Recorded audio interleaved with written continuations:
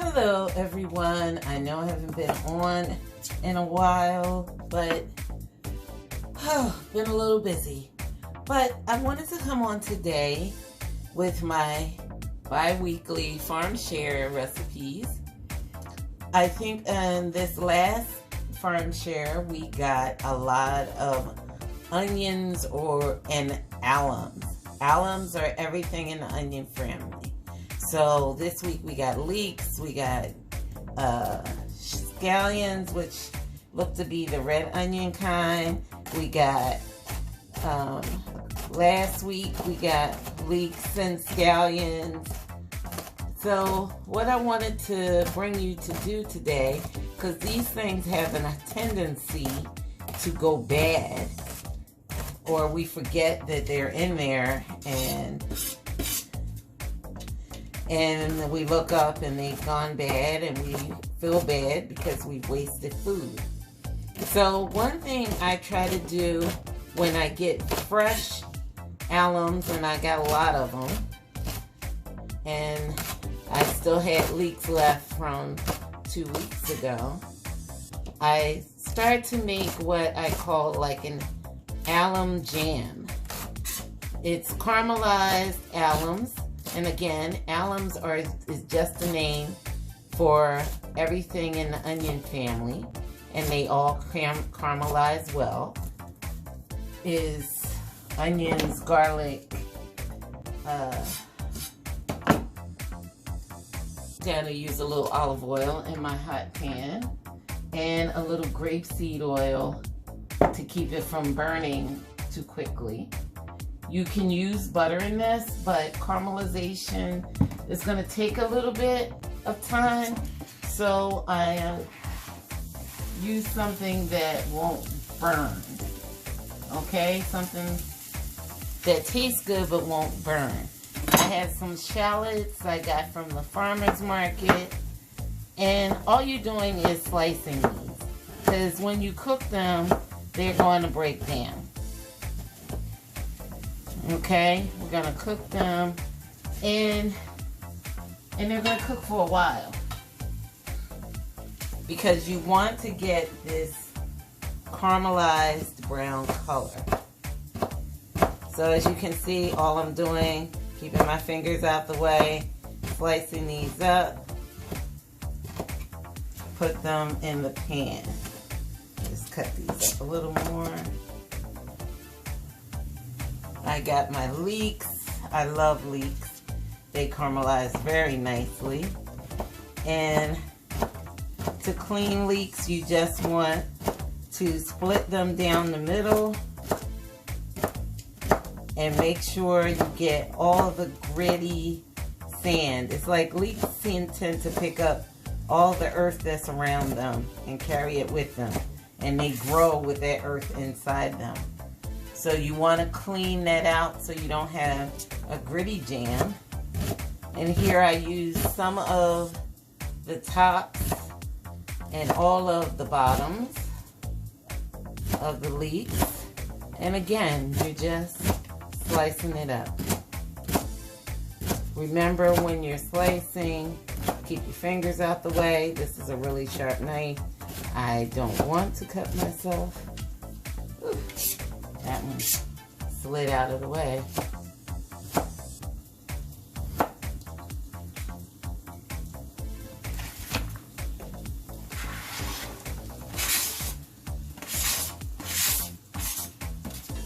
And this is a really simple recipe. It's something that anybody can do, because all you're doing is caramelizing. I got some regular Spanish onions. Again, I'm just slicing.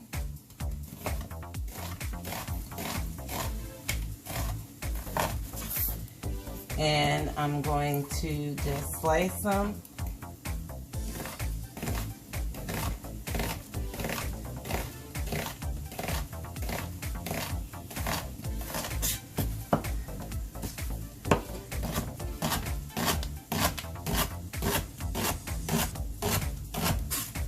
I'm going to cook this for a while.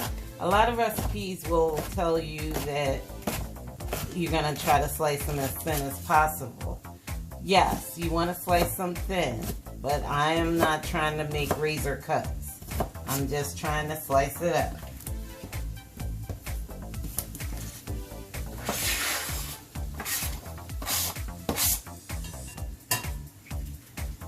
I got some red onions. I also have some roasted garlic and fresh garlic.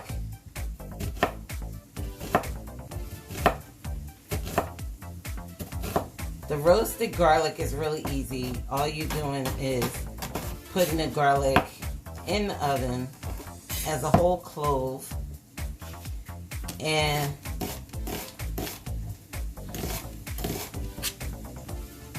wrapping it up in foil and let it cook.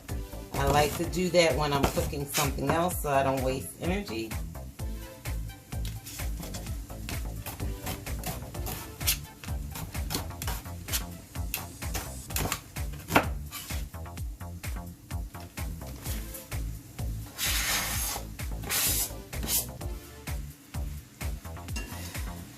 I also have some more shallots and some cipollini onions.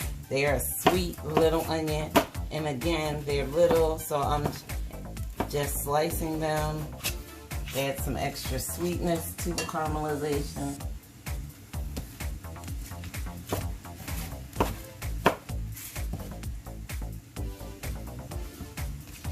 And I am going to come back to you when this begins to cook down. I'm going to take some pictures in the meantime so you can see every stage.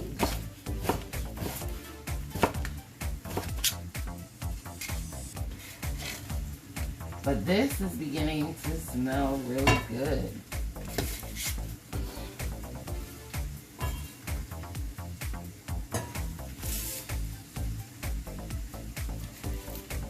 All right. Before I go, I want to show you what I'm going to add. This is my roasted garlic cloves, and I have some thyme. This is fresh thyme that I have dried. So the only thing I'm adding now is the garlic and some scallions. Also from last week's share. So, see you guys in a few minutes.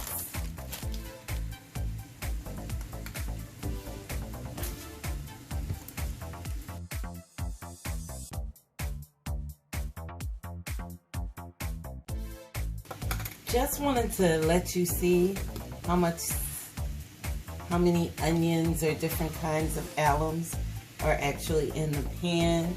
Again, we've got leeks and scallions and green onions and red scallions and red onions and garlic.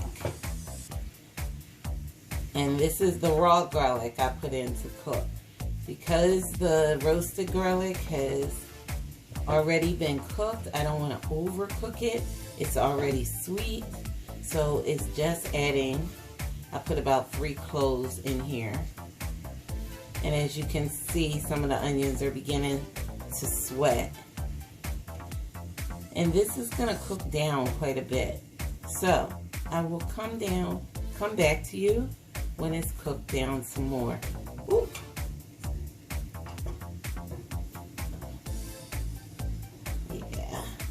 So be it to me to fling something out of the pan. Alright, see you in the back in about 5 or 10 minutes. As you can see, it's already started to sweat down some.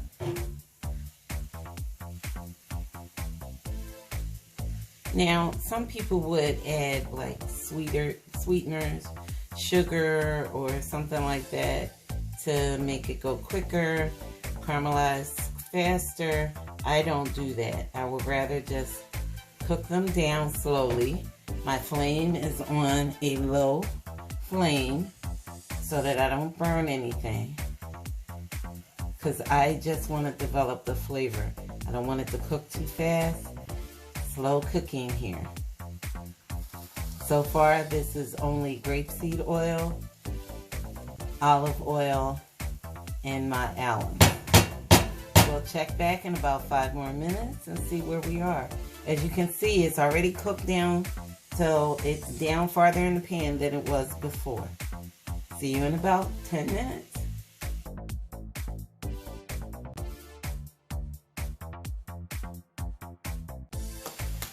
All right, we're back, and my onions are beginning to brown.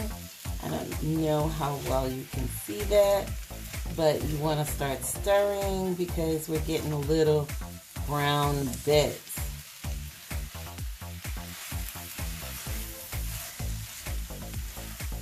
So far, this is a very vegan dish with olive oil, onions, thyme, and a little grapeseed oil.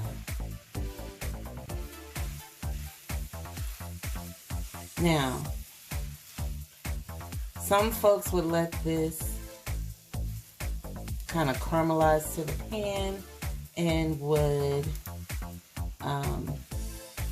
glaze the pan and the skillet with, I'm just smashing a couple of whole cloves of roasted garlic. I smashed them a little bit so it's nobody's biting into a big piece of onion. But what I'm going to do with this, because it's just about done, you see how much it's cooked down since I started. My pan was overflowing, and now it's all cooked down. The onions smell delicious. I have added the thyme, salt, and pepper. That's it, nothing else.